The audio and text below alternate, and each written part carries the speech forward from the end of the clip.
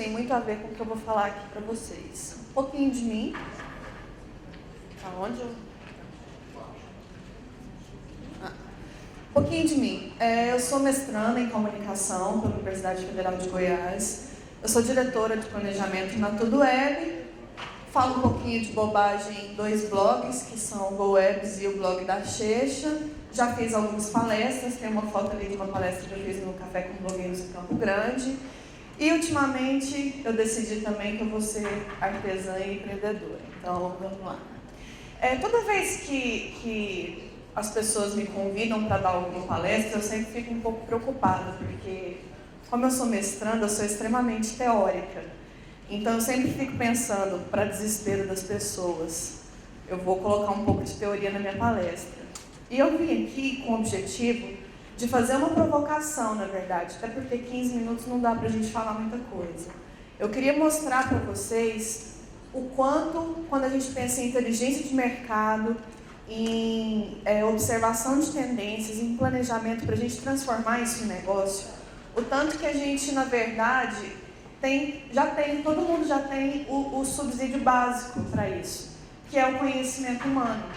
E aí eu vou mostrar para vocês um pouquinho, e quero fazer essa provocação, do quanto a teoria, do quanto essa observação ela é importante, tanto para a gente pensar em tendências para a geração de negócio ou para a própria propaganda. Então, eu quero fazer 2 perguntas antes disso. A primeira delas é: quem aqui não usa qualquer recurso tecnológico para auxiliar a memória? Você depende exclusivamente da sua memória. Você não usa tablet, celular, agenda. Alguém aqui usa só a memória e consegue viver bem assim? Ninguém. A segunda pergunta: em algum momento alguém aqui já se sentiu lisonjeado com curtir? Ou curtiu alguém, não porque você gostou daquilo, mas você curtiu sabendo que a pessoa ia ver aquilo e ia ficar feliz com aquilo? Quem? Ninguém nunca curtiu aqui nada para agradar ninguém? Ah, bom. Então vocês vão entender um pouquinho lá na frente o porquê dessas perguntas. E aí, para trazer um pouquinho para vocês, eu peguei uma pesquisa da JWT com algumas tendências de consumo para 2013. Uma dessas tendências é usar jogos como vantagem competitiva. Se a gente for parar para pensar, isso não é uma coisa tão nova assim. Porque tem um cara bem lá antigamente, chamado Pavlov, e o outro chamado Skinner, dentro de uma corrente psicológica que é o behaviorismo. Que eu não vou entrar em muitos detalhes, mas o behaviorismo basicamente é fazer a experiência com um ratinho de laboratório. É o que a gente usa para adestrar cachorro. Você faz uma coisa boa, você ganha uma recompensa. Você faz uma coisa ruim, ou você não faz nada, você não ganha nada. Então, quando a gente pensa nos jogos inseridos dentro desse contexto da tecnologia hoje, eles são basicamente o que o Pavlov já falou lá no behaviorismo. Nós gostamos de ser tratados e nós somos tratados como cachorros adestrados. Você faz um check-in, você ganha um badge. Você vai num lugar, você ganha um brinde. Você consome alguma coisa, você ganha alguma coisa por isso. Então, nós estamos o tempo todo sendo recompensados. Outras tendências, como, por exemplo, tecnologia inteligente nos produtos, a personalização predictiva, que é você ter um produto baseado, como as pessoas falaram aqui, exatamente no que você está pensando para você ter aquilo. Mais geração de pegadas digitais e essa explosão sensorial, que é essa espécie de sinestesia, que é aquilo que eu falei na pergunta. A gente deixa de curtir alguma coisa no Facebook porque a gente gosta, a gente curte a coisa porque a gente acha que vai agradar alguém. Quantas vezes alguém no Instagram já deu um coraçãozinho na foto e nem olhou a foto depois que você foi reparar? Você só curtiu porque é uma pessoa que você gosta, alguma coisa assim. Teve um cara também que já falou sobre isso, e inclusive no ano passado foi comemorado o centenário de vida dele, que é o McLuhan, autor da famosa frase "o meio é a mensagem". Ele desenvolveu o conceito de que os meios de comunicação, eles são as próteses tecnológicas do homem. Então, a gente lembra da pergunta que eu fiz, a gente estendeu a nossa memória para os dos dispositivos tecnológicos. Então, a nossa memória ela foi transferida para o tablet, ela foi transferida para a agenda, ela foi transferida para outros dispositivos. O nosso corpo, a nossa percepção, ele se estendeu para outros dispositivos tecnológicos. Outra tendência, o novo privado em público. A gente não tem mais vergonha, a gente não se preocupa com o que a gente está expondo nas redes sociais. Tem dois pesquisadores, para não falar que eu estou trazendo só gente antiga e só gente de fora, eu trouxe dois pesquisadores brasileiros importantíssimos da cibercultura, do ciberespaço, que são a Adriana Braga e o Alex Primo. Eles falam muito sobre essa questão da privacidade, de como as relações estão se transformando no sentido da gente se expor na rede social e da gente não ter muita preocupação com isso. E isso, inclusive, influencia em questões legais, que o Rafael vai trazer para a gente mais tarde. A privacidade, ela passa a fazer parte de uma nova geração de direitos humanos, de direitos digitais, inclusive. A era do superestresse e a saúde e a felicidade andando juntas. A gente fala hoje sobre isso, mas lá na década de 70, um filósofo francês chamado Lipovetsky, que eu acho que todo publicitário deveria ler esse cara, ele falou do conceito de hipermodernidade, que é as pessoas estarem inseridas num contexto hipermoderno, em que elas são tão bombardeadas por informação e que elas são tão preocupadas consigo mesmas, o egoísmo ele se tornou uma questão tão importante que a gente chegou numa era de estresse extremo. A gente tem muita informação e a gente quer lidar com isso, a gente quer ler todo o nosso feed do Google Reader, a gente quer ler o jornal, a gente quer entregar todos os trabalhos, a gente quer fazer tudo ao mesmo tempo. Isso leva a gente a um super estresse. E naturalmente, quando a gente chega num ápice disso, a gente percebe que a gente não dá conta. E aí a gente vai correr novamente atrás desses valores que são a saúde, a felicidade, essa coisa mística da virada, né, do fim do mundo, que na verdade foi um fim do mundo simbólico para alguns espiritualistas, mas aí é uma outra conversa. Então,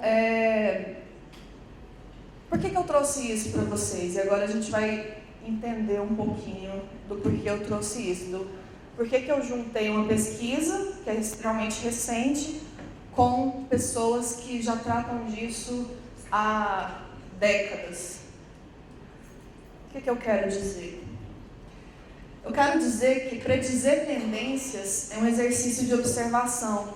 Todos esses teóricos que eu citei aqui, vários outros teóricos, eles já faziam esse exercício, eles já questionavam isso, eles já observavam essa evolução. Eu quero dizer que mercados e consumo são fruto de pessoas em relação. Em todas as palestras anteriores aqui, todo mundo falou em relação humana, o André falou isso. É meio clichê, e sempre tem alguém que briga comigo quando eu falo isso, mas são pessoas por trás de máquinas. Então, tudo que a gente vai pensar em termos de mercado, em termos de consumo, em termos de desenvolvimento, a gente tem que observar e a gente tem que ver em que sentido a humanidade está caminhando para a gente oferecer esse tipo de produto para eles. Eu quero dizer também, para aquela galera que gosta de manual e tudo pronto na mão, que quem quer se especializar nessa área, em cursos como Cool Hunting, por exemplo, vai viver de teoria. O curso como Cool Hunting, por exemplo, ele é quase 100% baseado em antropologia. E aí eu faço uma crítica ao ensino universitário atual, que as universidades particulares, principalmente, elas estão tirando isso da grade. Eu, por exemplo, no meu primeiro ano de publicidade, eu não vi uma matéria de mercado. Eu vi só filosofia, eu vi história, eu vi antropologia, eu vi sociologia. Isso é extremamente importante, gente. Assim, pode parecer chato, mas lá na frente vocês vão ver o quanto isso vai fazer falta para vocês. E aí, para finalizar, eu quero dizer para vocês, não se prendam a manuais. Pensem e criem dinâmicas próprias de inteligência para vocês.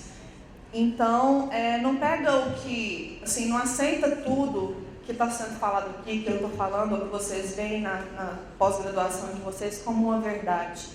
até porque eu vejo muita coisa errada aí.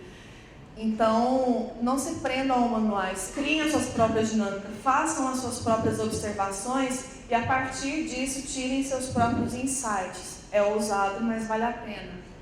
Observe as pessoas, leia, estude, não se feche e nem seja preconceituoso. Eu vejo muita gente que trabalha com comunicação, às vezes tem que fazer uma coisa, de repente, para um público, sei lá, sertanejo.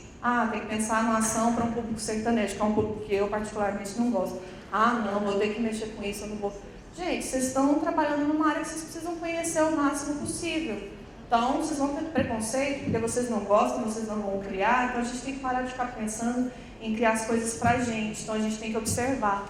Eu aprendi num curso uma vez, e eu nunca mais deixei de fazer isso, que foi foi um curso de planejamento de mídia que eu fiz uma vez, que o palestrante falou que toda cidade que ele vai, ele tenta viver a cultura do lugar. Ele assiste o noticiário, ele ouve o rádio, ele tenta conversar com as pessoas. É uma coisa que eu tento fazer sempre que eu viajo ou sempre que eu estou aqui em Goiânia mesmo. Eu observo as pessoas, eu vejo o que elas estão fazendo, para a gente poder extrair insight disso. E antes de empreender digitalmente, pesquise.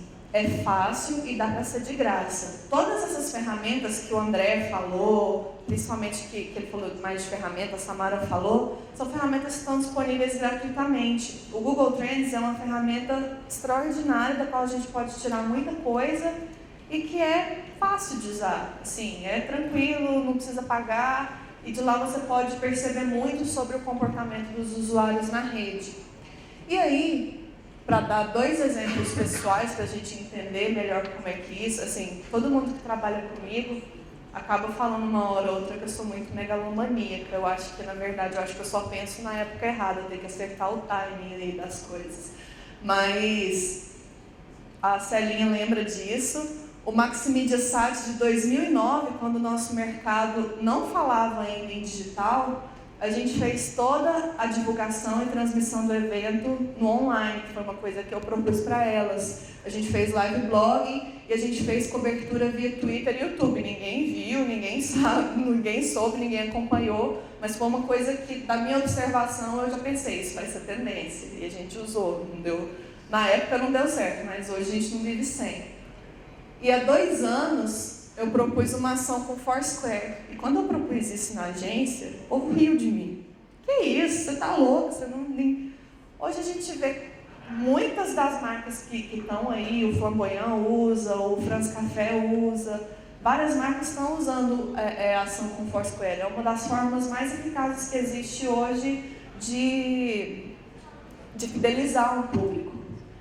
Então é isso, pessoal. Pensem, saiam da caixa, antecipem tendências e principalmente observem e estudem. Porque acho que quando a gente começa a entender um pouquinho mais da teoria, a gente começa a ver que ela está muito mais ligada com a prática do que a gente imagina. E aí, para terminar, eu quero deixar vocês com uma coisa que eu não quero que vocês respondam para si mesmos depois de uma reflexão. Todas as tendências de mercado vistas aqui foram pensadas em termos de relações humanas e tecnológicas por teóricos décadas antes. E você? O que você vai fazer? Você vai esperar sentado o próximo manual da JWT sobre tendência de consumo?